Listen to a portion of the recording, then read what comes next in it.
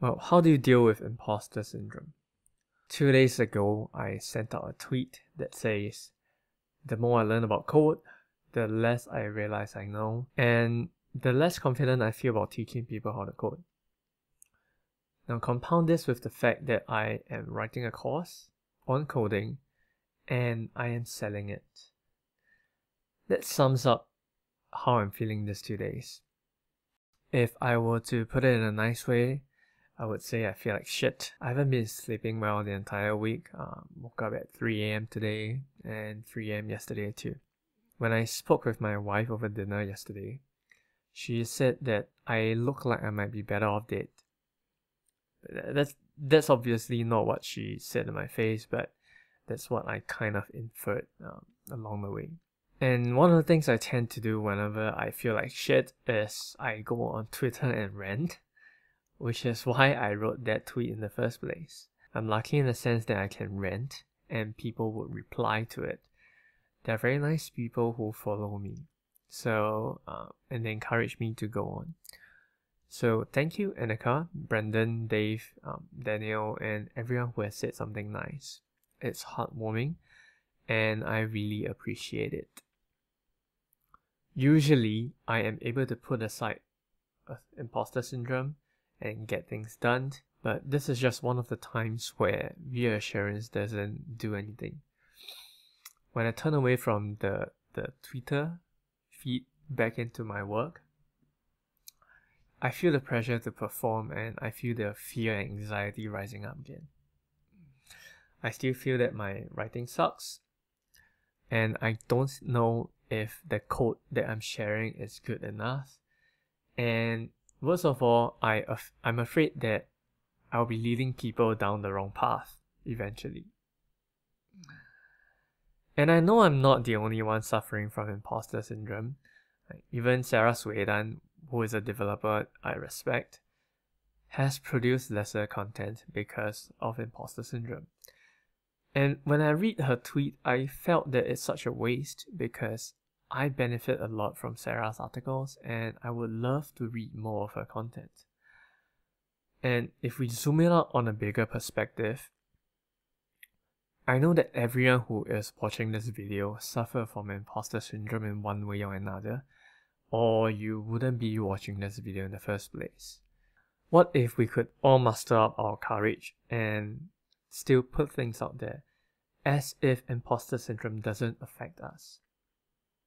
How much richer would our world be in that case?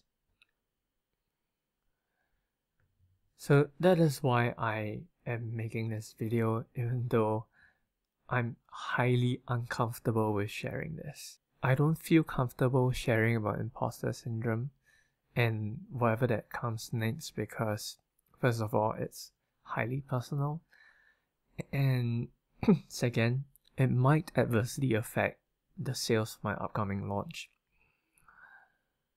But I know that this is the best moment I can share about imposter syndrome since I'm in touch with the fear and the anxiety right now.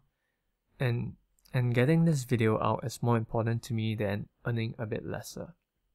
So I hope that what I'm about to share with you helps you in some way to overcome your imposter syndrome. A disclaimer up front is that my story isn't tragic. It's not the end of the world. And some of you would actually think that I have a blessed life and I shouldn't feel too bad about whatever that I'm doing and whatever that I'm feeling right now. But it does sort of feel like the end of the world to me, and that's my world anyway. I think at this point it's important for me to share that imposter syndrome doesn't affect me on a daily basis anymore.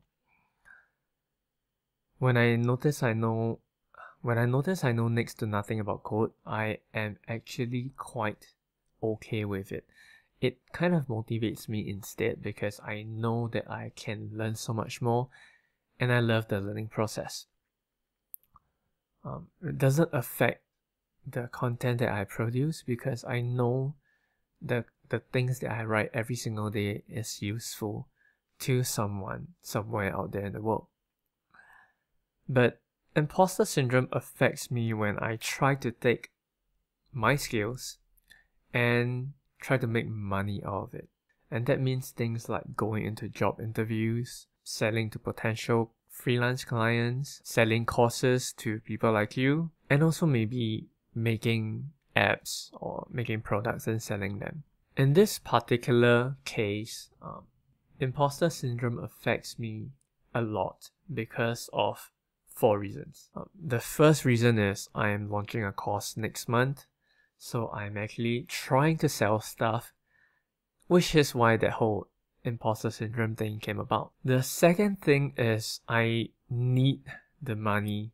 I made an agreement with my wife that if I don't make 20,000 in this launch, I am going to start looking for a job and stop writing full-time. So we have items coming up in the next year, and I can't sit around waiting for money to drop anymore, which leads me to my third point. Many of you don't know this because I don't publicly say it, but I've been trying to teach for a living for the past 2 years. At the beginning, I was able to make like $2,000 a month, and that is decent income, so I was able to get on with it. And somehow, somewhere down the line, I decided I want to try to do this full time. But the problem is the more I write, the more courses I produce, the less revenue I get. So in recent months, I'm getting down to less than $500 a month, and I'll be lucky if I even hit that amount.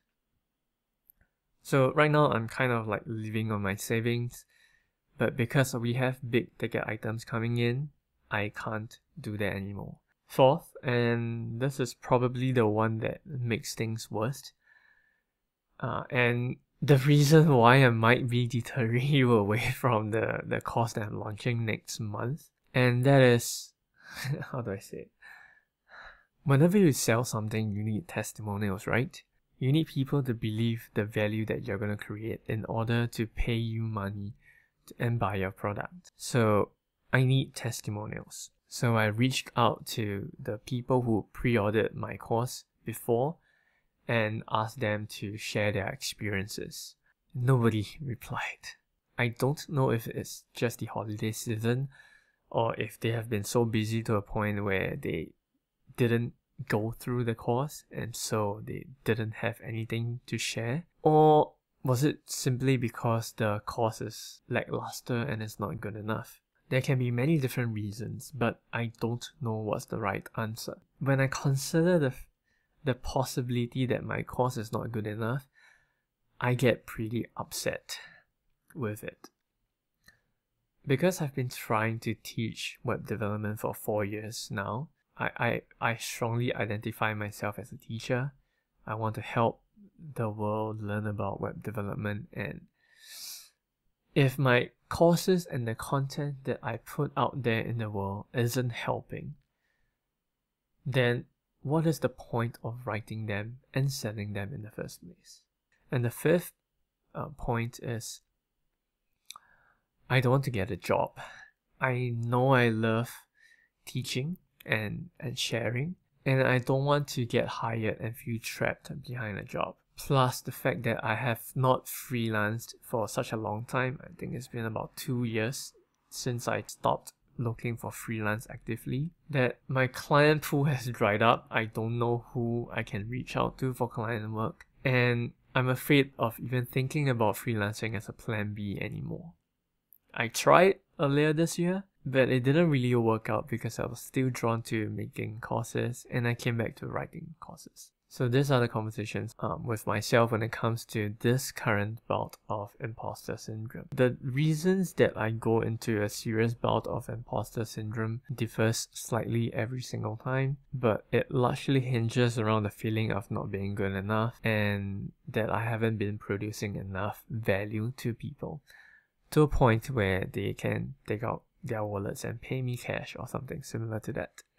As I wrote them down and as I talk about them, it gets a little bit better, it gets off my chest. So at this point, when you look at my face, you don't feel that I'm better off dead. I don't look like that kind of like a dead fish to you right now. And besides, I probably shouldn't look like a dead fish if I am recording a video, so